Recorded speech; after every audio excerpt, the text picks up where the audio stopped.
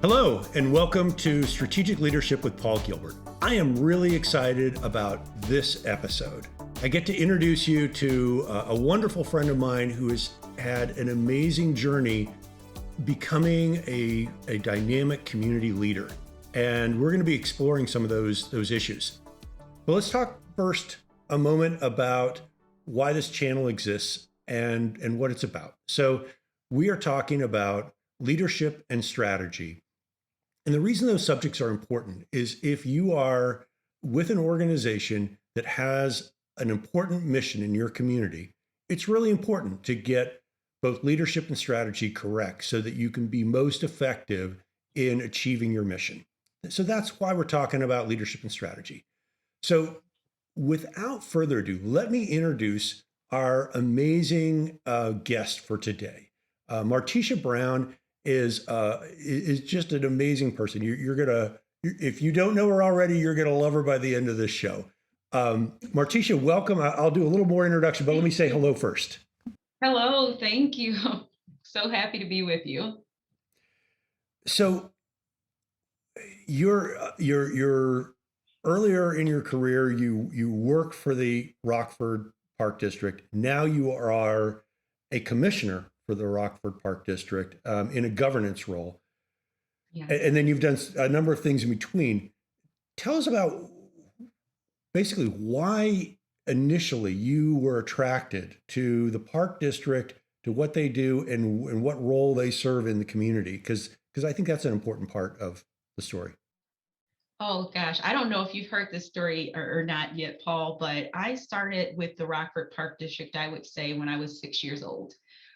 There was a program at Andrews Park that wasn't too far away from my home. And so I would hang out at Andrews Park and go to Lewis Lemon Community Center. And that's where I first started to notice that these camp counselors are like getting paid to have fun.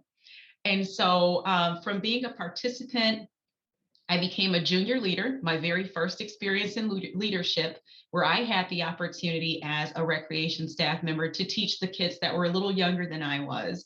So it stemmed and really started from there. Went into a seasonal position, returned and worked for the Park District after, during the summers of college, and had the opportunity to do my first full-time position with the Rockford Park District working in aquatics. And so when you talk about just kind of where it stems from and where the heart comes from, it literally comes from the very first time I kicked that, I played kickball, the very first time that I, hula hooped at the park or played hopscotch. It really stems from that. I'm just so passionate, and I understand the amount of influence it has on youth and kids and those in our community.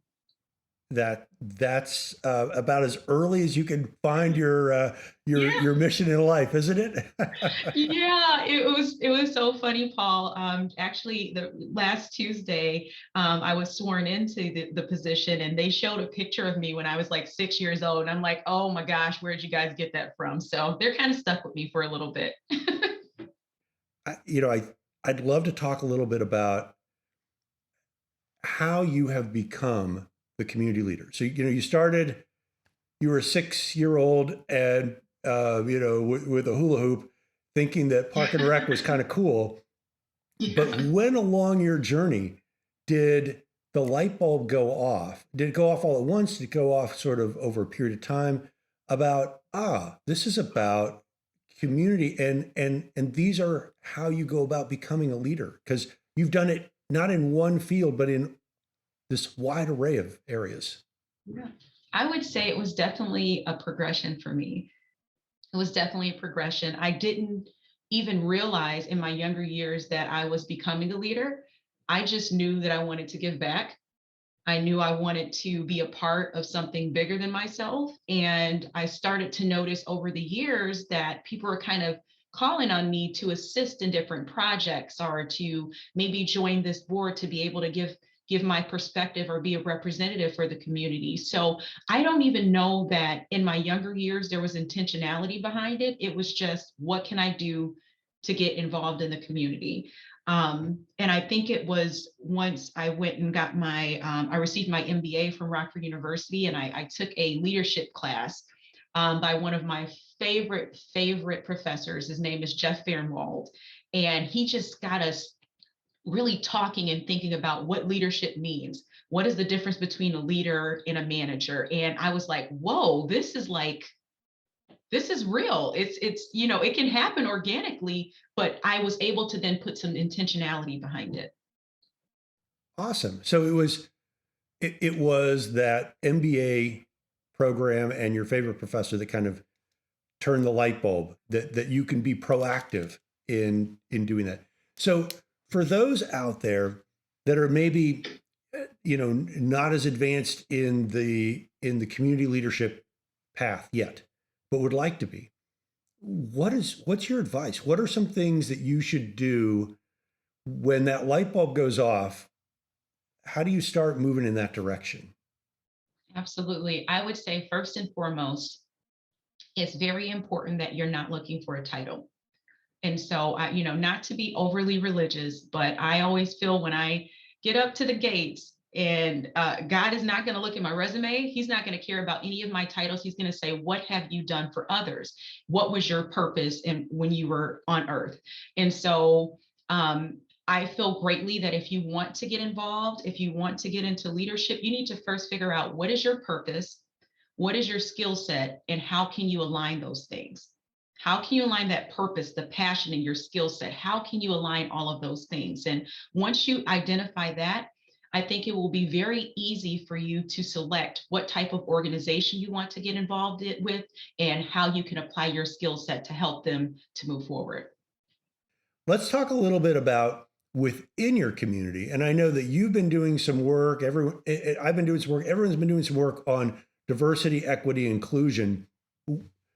Diversity, equity, inclusion encompasses so many things. I mean, it really is a very broad initiative that has all kinds of elements. But one of the ones that I think is particularly important and maybe not the first that people think about is to make sure that programs and facilities serve all the members of your community so that ideally you want everyone to view your agency, your facilities, your community, your park system as welcoming, as having things that are relevant and interesting to them. And that takes some intentionality. It doesn't it doesn't just necessarily happen organically. It might in some cases, but it also needs some work. That sounds phenomenal, Paul, and I couldn't agree more. I think that as we look at diversity, equity, inclusion, and belonging, this has to be a long game decision. And I have a mentor by the name of David Noble, and he always says, when we look at inclusion, that it's not a check the box mentality. It's how do we develop relationships? How do we make sure that we are making sure that we actually have true, genuine relationships with those individuals in our communities. And so an example of that would be the Rockford Park District. There's been an equity committee since 2013. And so it's been made up of community members, staff members, working on diversity policy, non-discriminatory language for bids to ensure that we're having diverse or minority-owned businesses. And we actually just recently hired, and I'm going to butcher the formal title, but we actually just recently hired someone at a director's level position to help us with diversity, equity, and inclusion. And so we're in this for the long haul. We want everyone to be able to enjoy their park system. So, Martesha, I know that I've noticed that you've been adding belonging at the end of diversity, equity, inclusion. In my experience, most people hit the three: diversity, equity, inclusion. Mhm. Tell me why you are adding belonging to the end of that, and what does that mean to you? It's so important. I mean, when you just break down the meanings of all of those words from diversity, equity, and inclusion, there's something missing. And that piece that's missing is that individuals feel welcomed and they feel like they belong when they are going to your organization or working with you. And so sometimes, and I don't think at any fault, organizations may say, "Here we are. This is what we have to offer." But what happens when I get there? do I feel that there's a sense of belonging? And so that's so important, not only from a participant in programs, but also to your staff members. They have to feel like they are valid in their culture and who they are, and that they truly, genuinely belong with your organization. That's beautiful. And thank you for adding that to the dialogue. At the end of the day, the reason that all of this is important is to build a welcoming, cohesive community that is for everyone in the community. So, Martesha, we've covered a lot of really fascinating areas, and let's kind of get back to the opening question about the journey of being a community leader. And you have so excelled at this journey. You clearly have some really well developed concepts about leadership. And I know you teach this stuff. Can you maybe share with the listeners your take on leadership? Because everyone has a little different take, and you have so much wisdom to share. Absolutely. I would say what's very important to me in leadership is that you understand what you stand for.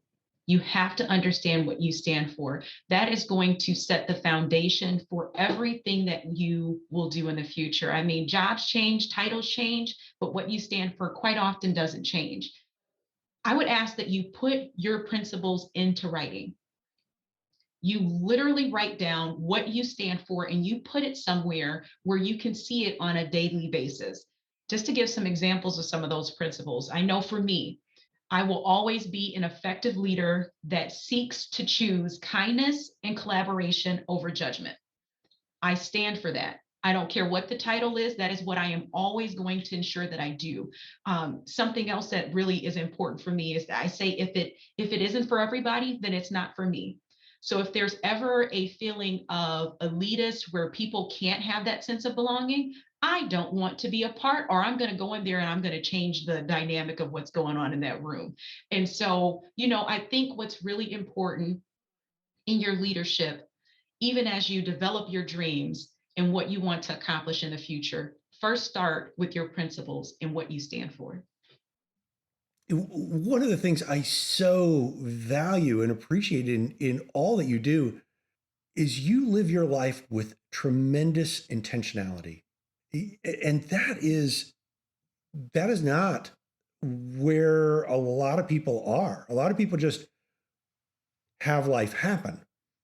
And you don't just let things happen. You are actively working every single day to make the world a better place, to improve your skills in doing so. Thank you for all that you are doing and all the impact that you are having. Thank you. Thank you, Paul. Thank you, Paul. That means so much coming from you. And I just so appreciate you continuing these conversations surrounding leadership. I'm listening in on the podcast and just thank you so much for all you're doing. Well, thank you. So, if you like the content today, and I certainly hope you did, please like, comment, and share. And the reason you do that is that helps other people access this content. So, if we are talking about issues that you are interested in, and we are trying to make the world a better place through these dialogues, if you do those things, like, comment, and share, helps other people find it. It sparks new ideas for other people. It helps us all grow our communities in important ways, thinking about leadership, thinking about strategy, thinking about how organizations can improve our world. So join us in these dialogues with amazing thought leaders like Martesha Brown, and share this content with your friends so that they can engage in this too. Martesha, thank you so much for joining us today with this. Any conversation with you is a great one, but this has been truly a joy. Thank you, Paul. I truly appreciate it. Thank you so much. All right. Thank you so much, and tune in next time.